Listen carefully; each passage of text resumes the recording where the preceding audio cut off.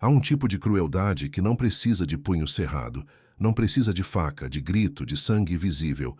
É a crueldade que usa a voz como arma, o olhar como chicote e a plateia como cúmplice. É o tipo de crueldade que os covardes praticam quando se sentem seguros, quando estão em grupo, quando estão bêbados de poder, quando acreditam que o lugar onde estão pertence a eles e que o homem que os serve não tem nem nome, quanto mais história. Foi exatamente essa crueldade que entrou pelo restaurante Sabor do bairro numa quinta-feira à noite. Sentou na mesa do fundo e pediu cerveja gelada. O restaurante ficava na zona sul de São Paulo. Não era o tipo de lugar que aparece em guia gastronômico. Era o tipo de lugar que aparece na memória. Aquele cheiro específico de feijão com alho, o barulho do ventilador de teto, as cadeiras de plástico vermelho que já tinham visto mais histórias do que a maioria dos livros. Dona Nair tinha aberto o Sabor do bairro 23 anos antes com o dinheiro de uma indenização trabalhista e a teimosia de quem não tem mais nada a perder. Desde então, havia alimentado gerações inteiras do bairro. Marcos Vinícius trabalhava ali há 6 anos. Tinha começado como ajudante de cozinha lavando prato de madrugada e havia chegado ao salão por merecer, não por favor de ninguém. Era o garçom que os clientes pediam pelo nome. Era o que chegava antes e saía depois. Era o tipo de profissional que faz um lugar funcionar de verdade, sem aparecer nas fotos, sem pedir reconhecimento. O grupo chegou às 20 horas. 5 homens. Aquela descontração ostensiva de quem nunca precisou pedir licença na vida. Marcos Vinícius se aproximou com o bloco. Cumprimentou. Perguntou o pedido com a voz de sempre, pausada, profissional. E foi aí que um deles começou. Não foi um comentário isolado. Foi uma sequência, uma construção. Como se o homem, vamos chamá-lo de Eduardo, porque esse era o nome que os outros usavam, como se Eduardo tivesse esperado a noite inteira por essa oportunidade. Começou com uma piada sobre o cardápio, depois sobre Marcos, depois sobre sua competência, depois foi mais fundo. Foi para o lugar onde a linguagem para de ser comentário e vira ferramenta de desumanização. A mesa riu, não toda. Um dos homens olhou para o copo, mas riu. O salão inteiro ouviu. A mulher da mesa 2 segurou o garfo no ar. O casal da mesa 6 parou de conversar.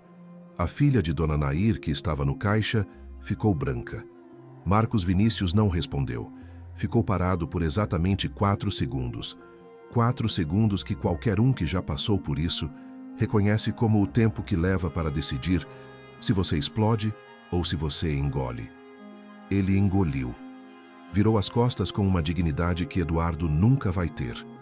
Foi até o balcão. Apoiou as 2 mãos na madeira. Respirou. Dona Nair foi até ele e disse em voz baixa que não era para criar confusão, que o grupo parecia influente, que ela não podia se dar ao luxo de problema. Marcos olhou para ela. Não com raiva, com algo pior, com compreensão. Sabia que ela estava certa dentro da lógica dela. E sabia que essa lógica era uma das coisas mais trágicas que existem. A lógica de quem aprendeu que sobreviver significa aguentar. Ele dobrou o avental, colocou sobre o balcão, pegou o celular e mandou uma mensagem. Eram 20 horas e 42 minutos. O nome na tela era Lúcio Flávio.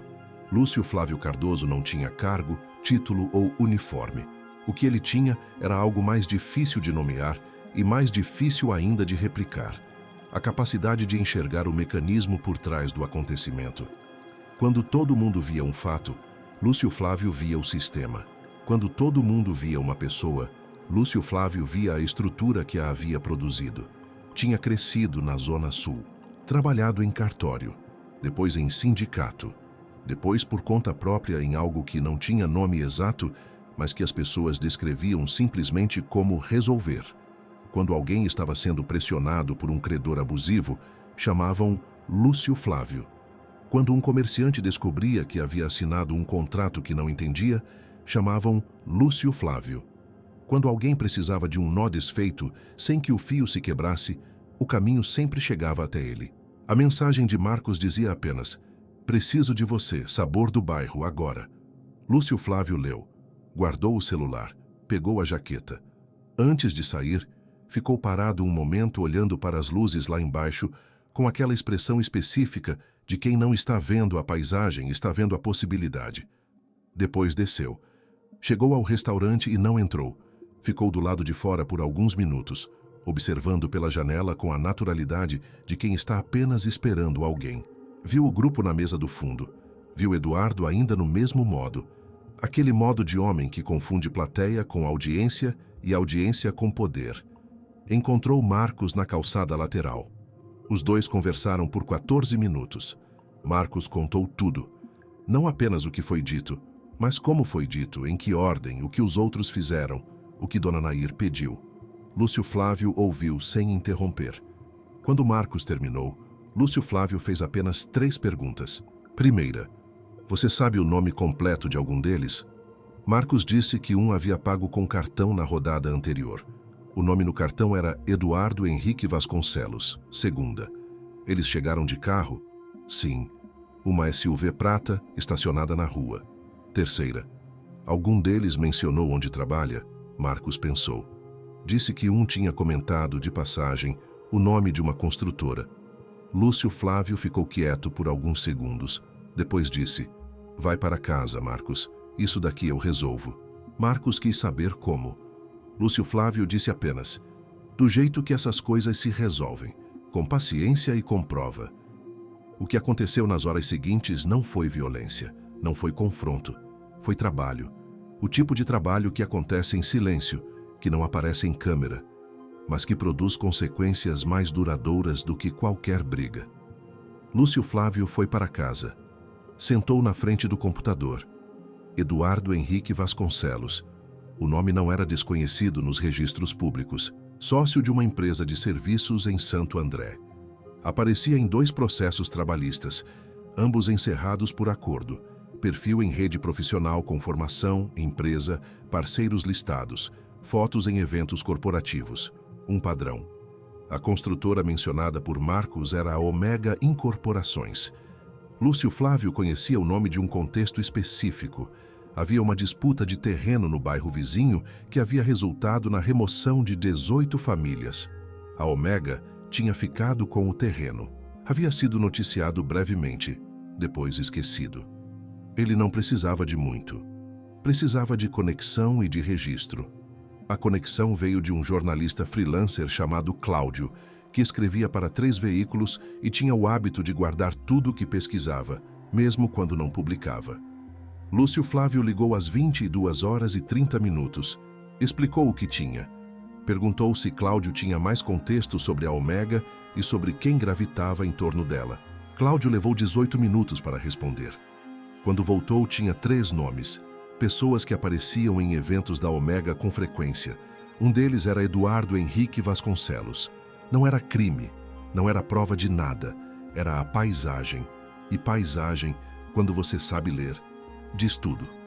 Às 23h, Lúcio Flávio tinha uma narrativa montada, não para a justiça, que anda devagar demais para este tipo de caso, mas para o ambiente onde Eduardo vivia e precisava da reputação intacta. Tinha a descrição documentada do ocorrido, com testemunhas identificadas.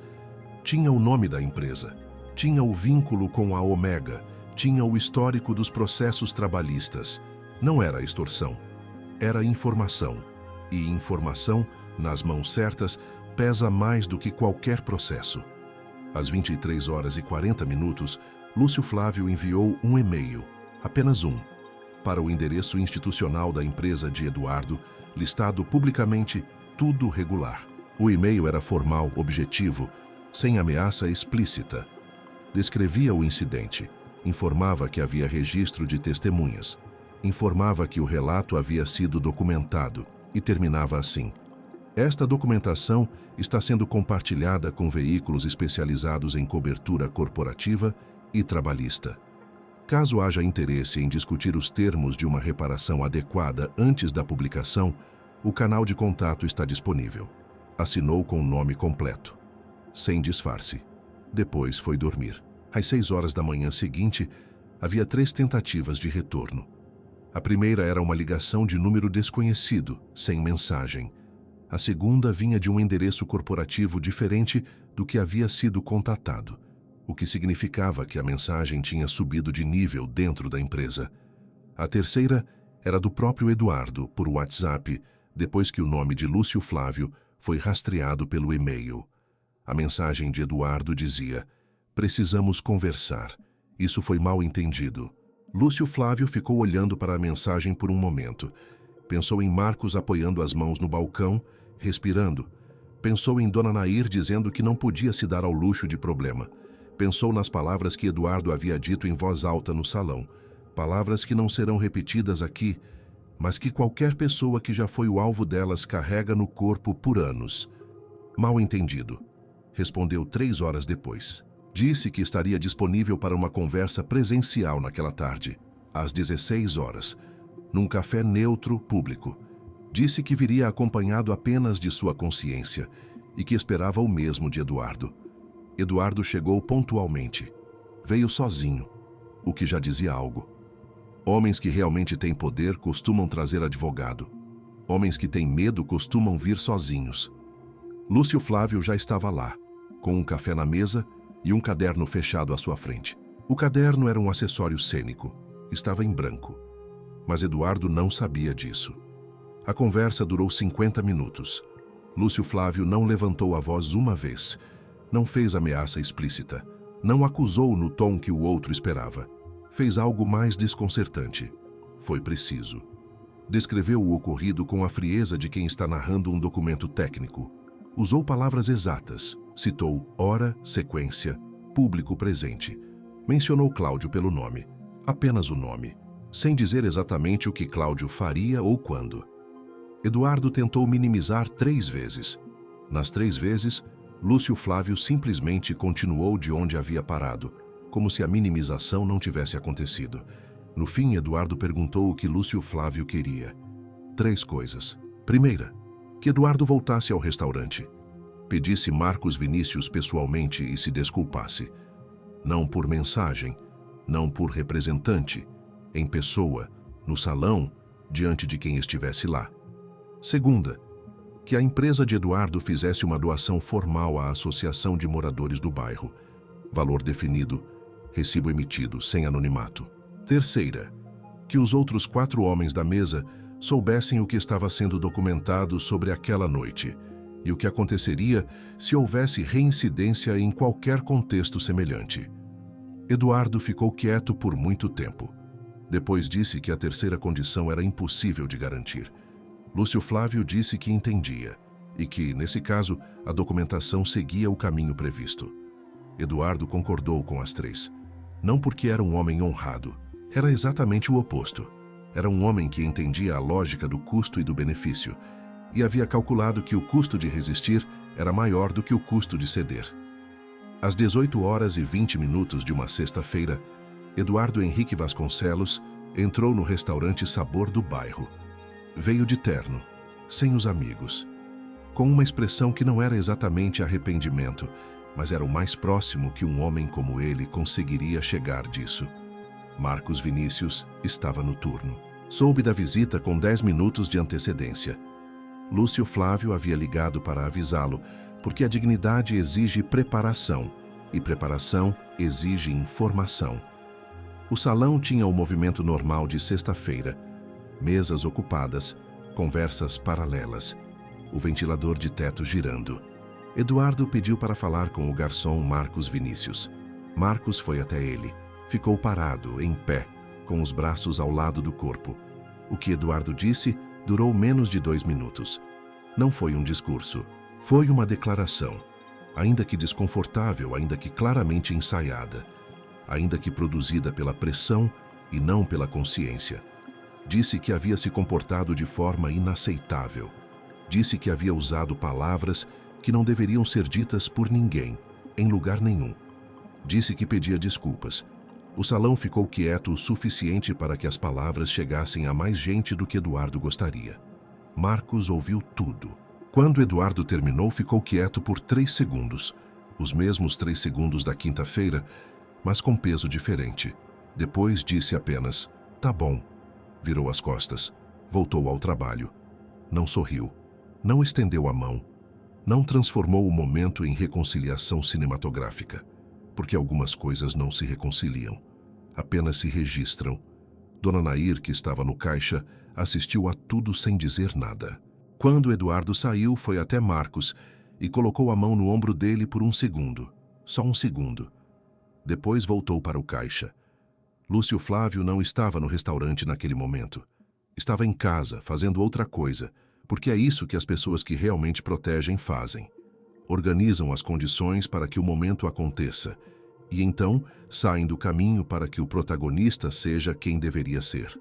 Marcos Vinícius era o protagonista daquela história. Lúcio Flávio era apenas a estrutura que segurou o palco. A doação para a associação foi feita na segunda-feira seguinte. O recibo existe. A presidente da associação, Terezinha, que havia passado a vida inteira vendo dinheiro partir do bairro sem nunca voltar, ficou tão em silêncio ao receber a confirmação que quem estava ao lado achou que ela tinha ficado mal. Ela estava bem. Estava apenas processando. Sobre os outros 4 homens da mesa. 2 deles procuraram Lúcio Flávio por canais indiretos nas semanas seguintes, não para contestar, para entender o que havia acontecido e o que significava. Lúcio Flávio respondeu a ambos com brevidade, que significava que o bairro estava prestando atenção, que isso era tudo. O 5º homem, o que olhou para o copo enquanto os outros riam, nunca entrou em contato, mas 2 meses depois, passou na frente do Sabor do Bairro numa tarde e entrou. Pediu um prato de feijão com arroz e ovo. Comeu sozinho. Deixou gorjeta além do normal. Não pediu Marcos pelo nome. Não se identificou. Talvez fosse coincidência. Talvez não. Marcos Vinícius voltou ao trabalho no sábado depois da quinta-feira da humilhação. Voltou com o mesmo passo. O mesmo bloco no bolso. O mesmo jeito de chegar antes e sair depois.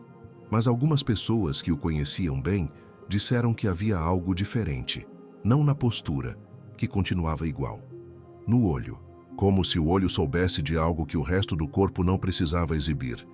Talvez soubesse, talvez seja isso que acontece quando alguém vê, pela primeira vez, a humilhação ser revertida.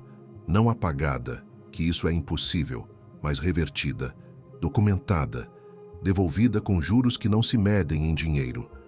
Lúcio Flávio não voltou ao Sabor do Bairro por 3 semanas. Quando voltou, sentou numa mesa do meio, pediu frango com farofa e uma água. Comeu devagar, deixou o dinheiro exato com gorjeta e saiu. Marcos atendeu a mesa. Os 2 trocaram apenas uma frase. Marcos disse, "Tá bom o frango hoje." Lúcio Flávio disse, "Sempre foi." E foi embora.